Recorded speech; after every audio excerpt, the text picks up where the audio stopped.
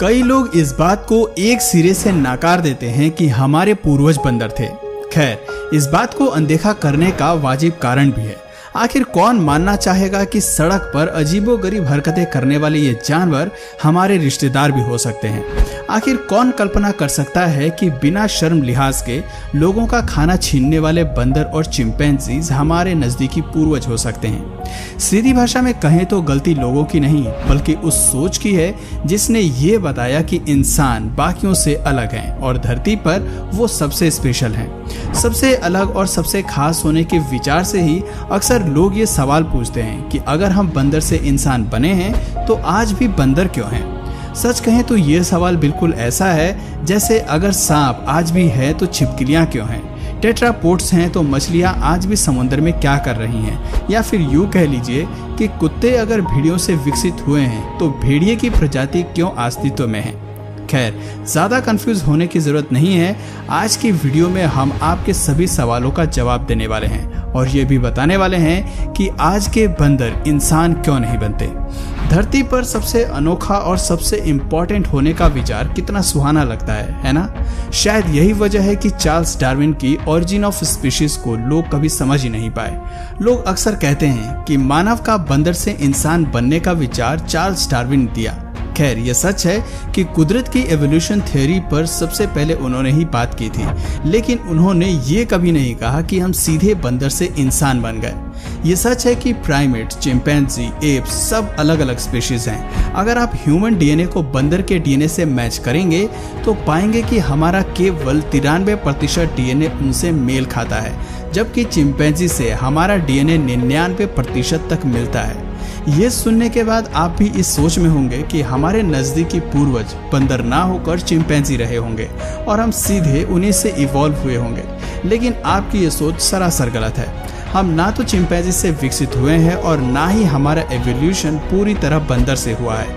Evolution की प्रक्रिया में बंदर और चिंपैंजी हमसे जुड़े हुए जरूर हैं, लेकिन हमारा रिश्ता इस प्रजाति से बहुत दूर का रहा है। आप जरूर सोच रहे होंगे कि भला ये कैसी बेतुकी बात है। जब हमारा डीएनए चिंपैंजी से मेल खाता है तो फिर हमारा इवोल्यूशन उनसे अलग कैसे हो सकता है। तो चलिए इस पेचीदा बात को हम एक एग्जाम्पल की मदद से समझाते हैं और आपको एक बर्ड के एवोल्यूशन की कहानी सुनाते हैं। इसे गौर से सुनिएगा, क्योंकि चार्ल्स डार्विन ने भी इसी कहानी के जरिए दुनिया को एवोल्यूशन की कहानी समझाई थी।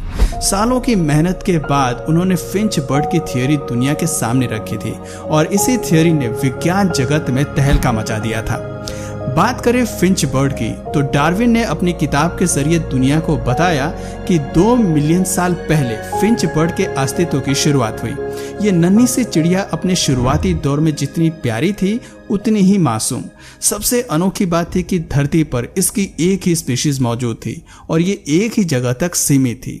दूसरी हैबिटेट का ज्ञान इसे अभी नहीं था, लेकिन संख्या बढ़ने के साथ साथ अब इन्हें और ज्यादा भोजन खाने की जरूरत थी। ऐसे में दूसरे द्वीपों पर माइग्रेट होना ही बेस्ट ऑप्शन था। इसलिए फिंच बर्ड 3 ग्रुप में बंट गई। एक ग्रुप माइग्रेट हुआ आइलैंड ए पर, जबकि दूसरे ग्रुप ने आशियाना बनाया आइलैंड बी को, और जो बची वो हमेशा के लिए आइलैंड सी पर ही रह गईं। ये वो बर्ड्स थी जिन्होंने अपने घर को नहीं छोड़ा और वो अपनी बर्थ प्लेस पर ही टिकी रही। माइग्रेट करने वाली फिंच बर्ड्स के दोनों ही ग्रुप ने अपने आप को नए वातावरण में ढालना शुरू किया। वहां उन्होंने अपने लिए घर बनाने और भोजन तलाशने की प्रक्रिया शुरू की। दोनों ही द्वीपों पर रहन सहन, खाने पीने के तरीके में बदलाव था। जाहिर सी बात थी कि आइलैंड ए का तापमान, इकोसिस्टम और हैबिटेट आइलैंड बी से बेहद अलग था। ए आइलैंड में खाने के लिए जो उपलब्ध था वो बी आइलैंड में उपलब्ध नहीं था। सीधी भाषा में कहें तो ए आइलैंड में फल ज्यादा मात्रा में थे, जबकि आइलैंड बी में बग्स, इंसेक्ट्स मौजूद थे। ऐसे में आइलैंड ए पर रहने वाली फिंच बर्ड्स में फलों को खाने के लिए हार्ड और लंबी चोंच का विकास हुआ और आगे चलकर इन फिंचेस को लॉन्ग बिक फिंच बुलाया गया। जबकि कीड़ों को खाने के लिए एक बड़ी चोंच की जरूरत नहीं थी, लेकिन मजबूती जरूर चाहिए थी। इसलिए आइलैंड बी पर रहने वाली फिंचेस की चोंच छोटी ही रही, लेकिन वो काफी मजबूत हो गई।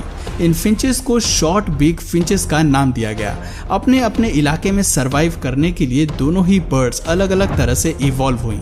शुरुआती दौर में फिंचेस को कई मुश्किलों का सामना करना पड़ा। इन द्वीपों के हालात उनके पुराने आशियाने से अलग थे। लेकिन मुश्किल हालातों में सरवाइव करने के लिए इन दोनों ने खुद को इवॉल्व कर लिया। अब धरती पर फिंचेस की 3 तरह की प्रजातियां मौजूद थी। पहली वो जिनके पास एक लंबी चोंच थी और वो फल खाती थी, दूसरी वो जिनकी चोंच छोटी और मजबूत थी, और तीसरी वो प्रजाति जो आइलैंड सी पर मौजूद थी। सी आइलैंड पर रहने वाली फिंचेस वो थी जिनसे बाकी द्वीपों पर फिंचेस माइग्रेट हुई थी, यानी कि यहाँ फिंचेस अपने असली स्वरूप में मौजूद थी। आप ये भी कह सकते हैं कि सी आइलैंड में रहने वाली फिंचेस से हमें 2 नई स्पीशीज मिली जो अपने अपने हिसाब से इवॉल्व हुई। इसके बारे में ये नहीं कहा जा सकता कि दोनों फिंचेस एक दूसरे से इवॉल्व हुई, हालांकि ये जरूर कहा जा सकता है कि दोनों ही फिंचेस का प्राइमरी सोर्स सेम रहा और दोनों एक ही सोर्स से इवॉल्व होकर इस स्वरूप में आई। अगर आप इनका डीएनए मिलाएंगे तो दोनों प्रजातियों का डीएनए वही होगा जो इनके सोर्स का है, लेकिन इन दोनों का एवोल्यूशन एक दूसरे से अलग है। ऐसे में हम इन्हें एवोल्यूशनरी कजन्स का दर्जा दे सकते हैं। ये एग्जाम्पल केवल फिंचेस पर ही नहीं बल्कि इंसानों पर भी लागू होता है।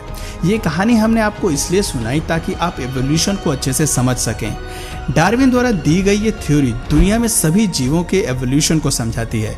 जैसे कि सांप और छिपकली के एवोल्यूशन का सोर्स एक ही माना जाता है, भेड़िए और कुत्ते भी एक ही सोर्स को शेयर करते हैं। खास तौर पर बात करें इंसान की तो ये कहना बिल्कुल गलत है कि इंसान चिंपैंजी या फिर बंदर से इवॉल्व हुआ है। ना तो हम किसी बंदर से इवॉल्व हुए हैं और ना ही उनसे अलग हुए हैं। असल फैक्ट तो ये है कि बंदर और चिंपैंजी हमारे एवोल्यूशनरी कजन्स हैं। यहाँ हमारा और उनका प्राइमरी सोर्स एक ही है और इसीलिए हमारा डीएनए भी कई मायनों में उनसे मेल खाता है। लेकिन इसका ये मतलब कतई नहीं है कि इंसान चिंपैंजी से ही इवॉल्व हुआ है या आगे चलकर चिंपैंजी या बंदर इंसान बनने वाले हैं। अगर आप आस लगाए बैठे हैं कि जल्दी ही आपको धरती पर चिंपैंजी इंसान बनते दिखने वाले हैं, तो ऐसा कुछ भी नहीं होने वाला है। अब सवाल आता है कि अगर चिंपैंजी हमारे इवोल्यूशनरी कजन्स हैं तो वो कौन सा सोर्स रहा होगा जिससे हम अलग हुए होंगे। ये जानने के लिए चलिए इतिहास में पीछे चलते हैं। रिपोर्ट्स बताती हैं कि इंसान और चिंपैंजी ने लाखों साल पहले एक ही सोर्स में विकसित होना शुरू किया था और वो सोर्स थे होमिनिडाई। कहा जाता है कि ये प्रजाति हमारी साझा पूर्वज थी। शरीर से ये बंदर और इंसान दोनों ही तरह के दिखाई देते थे। ज्यादातर समय पेड़ पर रहने के अलावा ये झुक कर चलती थी। ऐसा इसलिए भी क्योंकि इनके पास लंबे हाथ थे। हालांकि इनकी सटीक शारीरिक बनावट कैसी थी वो आज भी हम नहीं जानते, लेकिन एक बात तो साफ थी कि इंसान और चिंपैंजी को एवोल्यूशनरी कजन्स बनाने का काम इसी प्रजाति ने किया था। आज हम होमिनिडाई को अपने ग्रेट ग्रेट ग्रेट ग्रैंडफादर का दर्जा दे सकते हैं क्योंकि इस जीव से 2 स्पीशीज अलग हुई। पहली थी होमिनिडाई और दूसरी को नाम दिया गया था हाइब्लोबैटिडाई। इन दोनों जीवों में फर्क केवल नाम का था। होमिनिडाई के रूप में हमारी नाक अंदर की तरफ इवॉल्व हुई जो धूल और मिट्टी और स्मॉल पार्टिकल्स को रोक सकती थी, लेकिन हाइब्लोबैटिडाई की नाक बाकी बंदरों जैसी ही थी। होमिनिडाई हमारे great great great great great grandfather हुए जो होमो सेपियंस के विकास के लिए जिम्मेदार थे, जबकि हाइब्लोबैटिडाई से आगे चलकर गिबॉन का विकास हुआ जो आज भी बंदर जैसे दिखाई देते हैं। बात करें होमिनिडाई की तो इस स्पीशीज में कई बदलाव और डिविजन्स हुए। इसी प्रजाति में होमिनिनाई और पोंगिनाई का डिवीजन हुआ। पोंगिनाई से उत्पन्न हुए पोंगो जो पेड़ पर रहने वाले एप्स की तरह दिखाई देते थे, जबकि होमिनिनाई बने हमारे करीबी पूर्वज जिन्हें हम अपने great great great great great grandfather का दर्जा देते हैं। हमारे ये पूर्वज एक बड़े लंगूर की तरह दिखाई देते थे। इनके शरीर पर लंबे लंबे बाल थे। कुछ होमिनिनाई पेड़ पर ही रहना चाहते थे, जबकि बाकियों ने विकसित होकर जमीन पर चलना शुरू कर दिया था। ऐसे में होमिनिनाई से 2 डिवीजन हुए। पहले डिवीजन से बने होमिनिनी जो जमीन पर चलना सीख गए थे और इनके बदन पर बाल भी कम थे, और दूसरी बनी गोलिनी जो अब भी पेड़ पर ही रहना चाहते थे। गोलिनी से निकले गोरिल्ला जो आज भी धरती पर मौजूद हैं। आगे इस प्रजाति में कोई एवोल्यूशन नहीं हुआ, लेकिन होमिनिनी में 2 डिवीजन हुए, जिसके चलते सबसे पहले उत्पन्न हुए हम यानी कि होमो सेपियंस, और फिर उत्पन्न हुए पैन पेनिस्कस यानी कि बोनोबो और चिंपैंजी। इन दोनों जीवों का डीएनए आज इंसान से 99% तक मेल खाता है।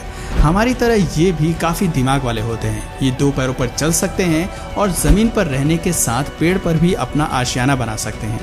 एवोल्यूशन के इस पूरे ट्री को जानने के बाद हम समझ पाते हैं कि होमिनिडाई से कैसे इंसान, गोरिल्ला, चिंपैंजी और बाकी एप्स की प्रजाति का विकास हुआ। इस कहानी से पता चलता है कि डिविजन्स के चलते हम अलग अलग स्पीशीज में इवॉल्व तो हुए, लेकिन हमारा प्राइमरी सोर्स सेम रहा। यही वजह है कि हम काफ़ी कुछ उनसे मेल खाते हैं, हमारा डीएनए भी उनसे काफ़ी मिलता जुलता है। लेकिन इसका ये मतलब नहीं है कि हम चिंपैंजी या बंदर से इवॉल्व हुए हैं, बल्कि इसका मतलब ये है कि हम एक ही फैमिली ट्री का हिस्सा हैं। अब आते हैं हमारे सबसे दिलचस्प सवाल पर। ज़्यादातर लोग बस यही जानना चाहते हैं कि आज चिंपैंजी या बंदर इंसानों की तरह इवॉल्व क्यों नहीं हुए, केवल हमारा ही इवोल्यूशन क्यों हुआ। तो दोस्तों, इसका जवाब बेहद ही आसान है। दरअसल कुदरत में किसी भी प्रजाति का एवोल्यूशन तब होता है जब उन्हें विकास की जरूरत होती है। डार्विन की एवोल्यूशन थ्योरी में आपने नोटिस किया होगा कि फिंचेस भी तभी इवॉल्व हुई जब उनकी हैबिटेट में बदलाव हुआ। भोजन खाने के लिए जब उन्हें एक लंबी चोंच की जरूरत हुई तो उन्होंने अपने चोंच का विकास किया। अगर वो ऐसा नहीं करती तो वो भूखी मारी जाती। कुछ ऐसा ही हमें इंसानों के मामले में भी देखने को मिलता है। इंसान इवॉल्व इसलिए हुए क्योंकि उन्होंने पेड़ से नीचे उतरकर जमीन पर चलने का रास्ता अपनाया, जबकि गोरिल्ला और चिंपैंजी को ऐसा करने की जरूरत महसूस नहीं हुई। उन्होंने अपनी पुरानी कंडीशंस में रहना ही बेहतर समझा। जब वो पेड़ और घने जंगल में मजे से जिंदगी बिता रहे थे, तब इंसान अफ्रीका के मैदानी क्षेत्रों में फैल गए। भोजन के लिए इन्होंने ज्यादा समय सतह पर बिताना शुरू किया और इसीलिए ये दो पैरों पर चल पाए। इस फीचर के विकास के साथ ही इंसान कैसे आगे इवॉल्व हुआ, ये कहानी हम आपको ऑलरेडी पिछली वीडियो में बता चुके हैं। पर अगर फिर भी आपको इस एवोल्यूशन की प्रोसेस को और अच्छे से समझना है तो प्लीज कमेंट में इसका पार्ट 3 जरूर लिखिए। मैं इसका पार्ट 3 भी जरूर बनाऊंगा और वो भी बहुत डिटेल में। तो दोस्तों, आज की वीडियो में बस इतना ही। उम्मीद करता हूँ आपके सभी सवालों का जवाब इस वीडियो में मिल गया होगा। तो अगर इस वीडियो से आपको कुछ नया जानने या सीखने को मिला या फिर इंटरेस्टिंग लगा तो प्लीज़ इस वीडियो को एक लाइक करके अपने फ्रेंड्स और फैमिली में से ज़रूर शेयर करें। और यदि आप इस चैनल पर नए हैं तो प्लीज़ इस चैनल को सब्सक्राइब करके बेल नोटिफिकेशन आइकन को ऑन कर लीजिए ताकि हमारे आने वाले वीडियोज़ आप मिस ना करें। मिलते हैं फिर किसी वीडियो में नए टॉपिक के साथ। तब तक के लिए नमस्कार।